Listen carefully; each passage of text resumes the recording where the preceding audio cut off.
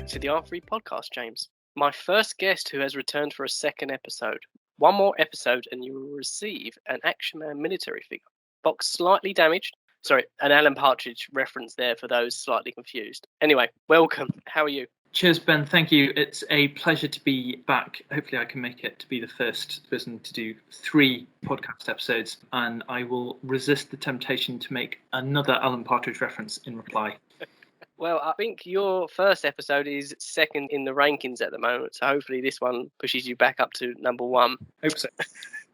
Okay, so let's begin. So a huge project for your team has been producing a report that illustrates the value of the profession in terms of how insolvency and restructuring supports the UK economy. The publication of this report comes at an ideal time when obviously the profession is certainly in the spotlight. So my first question to you is, can you explain the purpose behind R3 conducting a value of the profession survey? Sure. So my team's job, so the Press Policy and Public Affairs team, it's our job to help R3 be the voice of the profession, so to promote it and defend it in the media with parliamentarians and government officials and stakeholders. But while we know what the profession does and how important its work is, it's actually quite difficult to put exact numbers on that contribution to the economy across the country. And so that's why we've run this survey, and we've worked with Savanta Comres to help us do just that, so that, you know, when we go to MP meetings or when we brief journalists, we can point to concrete, robust statistics about exactly what the profession's positive contribution is to the UK economy. But I should also stress that it's also a resource for members to use too within their own networks, whether that's meeting local business people or even family members or what have you, asking, well, what is it that you actually do? And, you know, to help members themselves counter some of those negative stereotypes, I think, about the profession's work. So it's a big piece of work for us to go away and use, but it's also a resource for members too. I will certainly use it. I think I've been married for maybe 6 years now, and my wife still doesn't understand why I do on a day-to-day basis. What are the main positives you take from the results of the survey? So I think, and I'll go on to talk about some of the statistics and the findings in a second, but I think it's that what we know to be the case is the case. So the profession really does make a huge contribution to the economy. It helps to manage and resolve corporate, personal, financial distress. It saves hundreds of thousands of jobs, rescues thousands of businesses every single year, all underpinning business confidence in the wider economy. So, yeah, I'm looking forward to talking about some of the stats themselves. Great. So, I mean, you cannot mention positives without mentioning negatives. So, are there any negatives? And if so, what are they? Well, not in terms of the findings. The findings are all very positive, and I shouldn't lift the veil, so to speak, on the practicalities, but it has been a labour of love to get this project to the finish line. And I should also take this opportunity to apologise to those R3 members who've been subject to my barrage of emails asking people to fill it in. So, in terms of the report, how accurate is the report on the profession for 2019?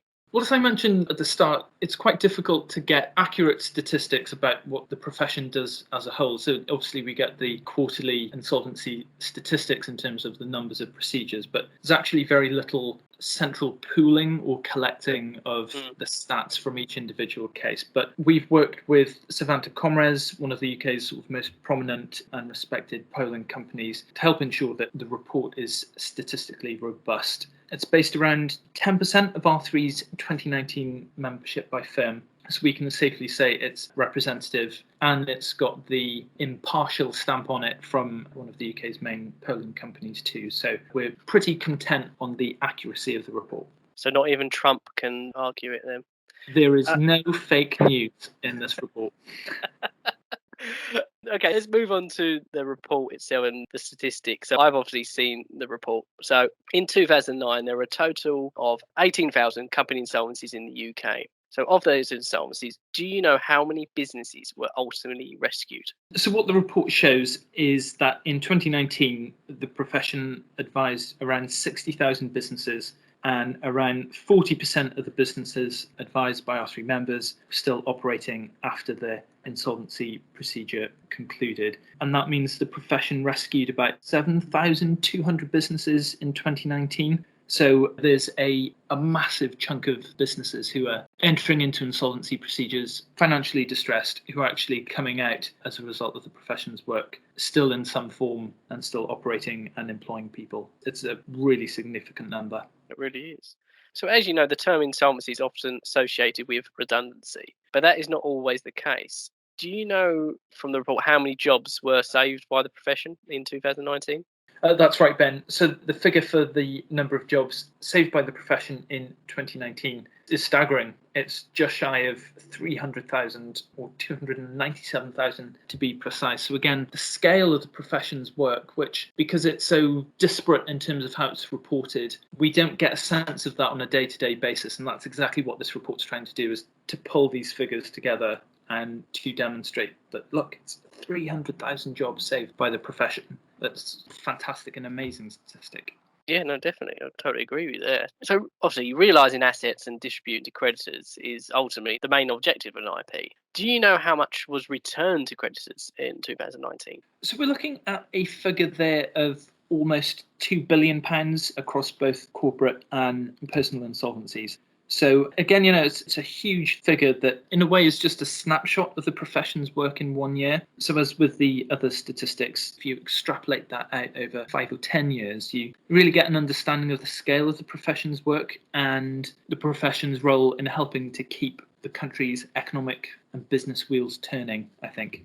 It's a shame this report didn't cover the Lehman Brothers years, because they returned billions. Well, that's still going, isn't it? So Yes. in another 10 years, we might cover that one. Yeah, that'd be interesting. So I see from the results, R3 member companies worked on 61% of corporate insolvency cases. To me, this is not surprising, but what is surprising is 49% worked on restructuring and turnaround cases. So whilst insolvency seems to make the headlines, turnaround does not. What can R3 do to promote this work by the profession? Is there any future plans? So that's something we already try to get across to MPs and the press and stakeholders. We've had a number of meetings with some stakeholders only this week where, as part of my role as the head of press policy and public affairs, I'm trying to explain to them the context of the profession's work and how, contrary to popular misconception, it's not just the formal insolvency procedures, as important as they are, but actually it's much, much wider than that.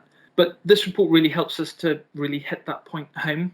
We know that's the case, but it's having the statistics to help us make that case and explain that to the wider business and political world. And as we're speaking, we're just in the process of finalising some pretty extensive plans to promote this report. So anyone who needs to see it will see it. So we will be making that point as part of our wider promotional plans for the report. So busy then. The results show CVAs as the least common insolvency procedure. However, they always seem to get the most negative media coverage. Why do you think this is, and what are R3 doing in this space to combat the negative perception of CVAs? You're right, Ben. I think that's largely because of the situation on the high street. I think it makes the challenging picture of most high streets, actually, makes the use of CVAs or perhaps insolvency more generally perhaps much more tangible for people on the street. The future of the British high street is such an important political issue with a small p. So that's why the CVA thing has captured the attention, I think, of journalists and media and MPs and so on. We've always been clear in every conversation that we've ever had with any external stakeholders that CVAs are a really important part of the insolvency and restructuring framework. They help to keep businesses going and help to keep people in jobs. And even when ultimately they don't succeed, actually the period of time that they have been running, they have actually still helped to keep payments going to creditors, to keep people in jobs too. So that's one of the points we make really regularly to MPs and journalists. Yeah, no, I totally agree with you. I mean, having worked in profession many years ago, yes, CVAs do fail, but in that period, creditors are receiving some sort of return back. So, no, I totally agree with you there. Another point that sort of stood out to me was, so management failure continues to be the primary reason for corporate insolvencies. And whilst management failure can include many factors, is there anything the profession can do to help management? Education maybe? Or is there anything R3 are doing in this area?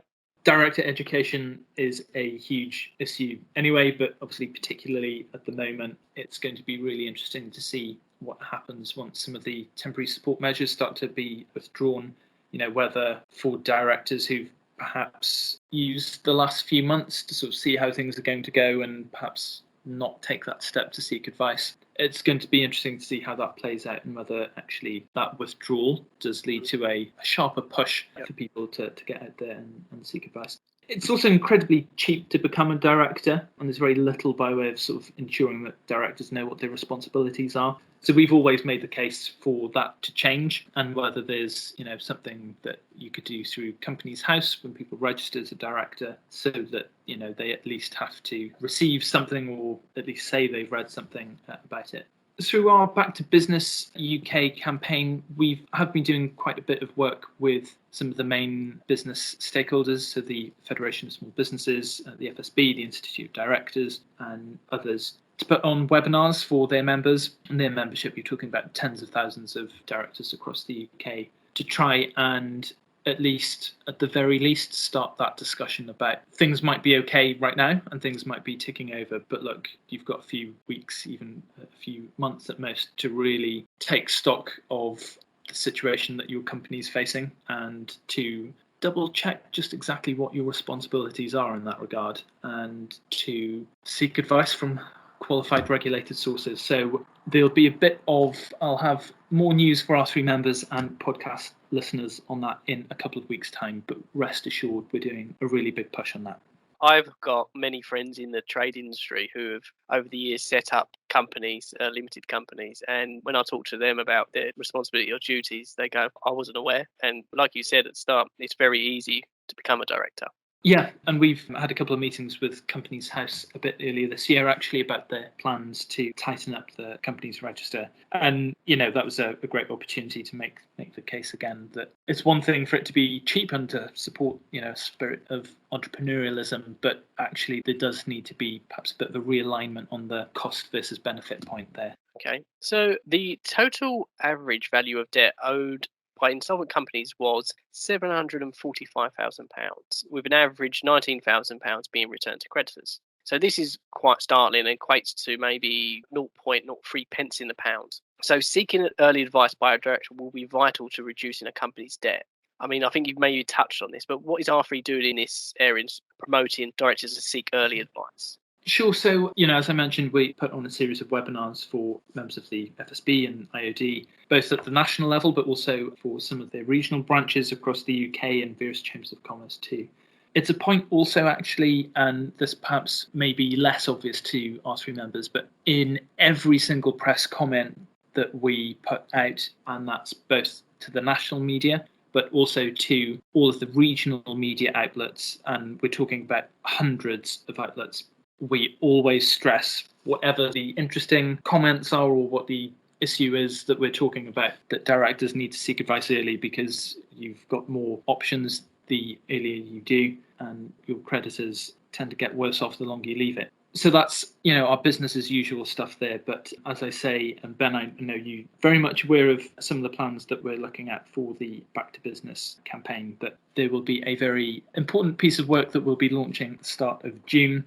And as soon as we can let R3 members and listeners know more about that, then we will. But it's something to look forward to, and it's going to be a big part of R3's promotional activity on behalf of the profession.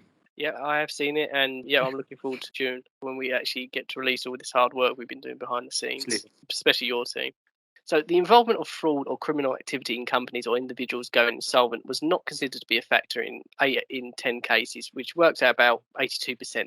So, I mean, with COVID-19 and these government support measures, does the profession expect this to increase over the coming years? If so, what steps are being taken? Well, it's interesting the way you've framed the question there, Ben. I think the striking figure is just how many insolvencies where fraud or criminal activity was an issue and was considered to be a factor in the insolvency. So from our perspective, again, something that we always try to promote to policymakers and others is the insolvency profession isn't just about going into an insolvent company and managing everything very tightly and returning money to creditors. There's actually a huge fight against fraud angle to the profession's work. And I think that the statistic that we've got out from this report really helps to underpin the scale of the profession's work in trying to tackle fraud. So we will be looking to promote that as much as we can. As I'm sure everybody's expecting and has already been covered, actually, probably a significant amount of fraud that's been happening around the furlough scheme and some of the other loan schemes, I think, too. There's an announcement in the Chancellor's budget a couple of months ago now about fairly significant investment into HMRC's resources to try and tackle fraud as a result of the COVID schemes. We will be working very closely with HMRC and the Insolvency Service too to try and understand just how exactly R3 members can help to support that fight even further. Subject to some details to be confirmed, we're hoping to run a bit of a webinar with the British Business Bank and UK Finance on aspects of that issue there. So again, more news to look out for your members. Great. So we're almost there in terms of my questions. I mean, so according to the report, there were almost 1,600 registered IPs in 2019, which results in IPs advising around 144,000 individuals. So this is a considerable number for a small pool of licensed IPs. I'm not sure you'll be able to answer this question. I'm not sure why I actually put it down, but is the profession ready for a potential tsunami of insolvencies once government support is withdrawn? See, I'm reading that and I'm asking the question and I'm thinking, why did I ask James this question? So if you know, could you please tell me?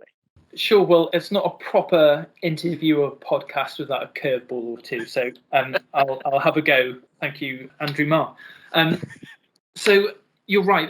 It's an increasingly smaller number of licensed IPs in the UK, but from the discussions that we've had, and I'm sure, Ben, you've probably had the same sort of discussions, there's a lot of work that's been going into making sure that teams are ready for the increase, whatever form that takes, appears. And, it's something the profession's done in recessions gone by, and I'm sure that our members are incredibly resourceful and sharp, and I'm sure they'll be able to work their teams in a way that they'll be able to handle any increase. I think perhaps the key question there, though, is what is the increase actually going to look like in insolvencies once some of these measures are withdrawn? And we've already been seeing a few things in the press and the media over the last couple of weeks. The tone has changed, and I think the horrible tsunami word, I think it might be more of a wave than a tsunami. If the vaccine rollout's gone very well, I think consumer and wider business confidence is improving. There's talk of a record rate of economic growth, 7%, which is absolutely incredible. Yep. So I think that may lead to a little bit of a pushing the curve down slightly. Yep. But obviously you can't go through the year that we've just had and not have some of that financial distress come through into the insolvency numbers. So even if it reaches back to 2019 levels, that's thousands of insolvencies to come through. It's just the question of how much more over and above that we're going to see, and over what time period. It may be that some positive economic stats at the moment might help just to push the curve further down rather than ameliorate all of these problems. So it may be that it's over the next year or two, that's when the kaleidoscope will settle, so to speak. That is why I've asked that question, for an answer like that. Thank you. So finally, I think you've touched on it several times, but so what does R3 take away from the results of the survey? That our members do really bloody important work. I think that's the unvarnished point there. The profession has historically had an underappreciated and a misunderstood role. But actually, again, what we know to be true is true.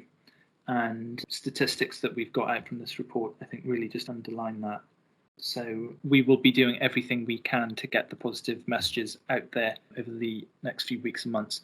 I'd really encourage R3 members, people listening, to also take the report away, send it to their contacts, whoever they think would find it interesting. It's a resource for all R3 members, for the profession as a whole. And just on that point, I should just take this opportunity to thank all of those member firms who've took the time to respond to the survey. It's really, really appreciated. And as with everything that we do at R3, it wouldn't have been possible without our members' involvement. So a big thank you to them. Right, I think on that note, thank you, James. And cheers, Ben. Thank you so much. No, you're welcome. And thank you to your team for producing a report that clearly illustrates the value of the profession in terms of how insolvency and restructuring supports the UK economy. Like with all guests on the R3 podcast, I ask this question: what is the one thing that you've learned during your career so far that has stayed with you throughout? But as you are on your second episode, I will ask a different question. I will ask, what next for your team? Oh gosh. Well, it's going to be an exciting couple of months, I think. So we are launching this report, as we've just discussed. We've got some really exciting stuff to come out through the Back to Business campaign. We are also in the process of recruiting a public affairs manager too, so the team will be back up to full strength, with a consultation on insolvency practitioner regulation coming supposedly down the line later this year. I'm very pleased about that because obviously, given the importance of that issue, it's probably going to be all hands on deck. So it's going to be an exciting run into the end of the year. Great. Well, thanks again, James. Cheers, Ben. Cool. Take care. Stay safe.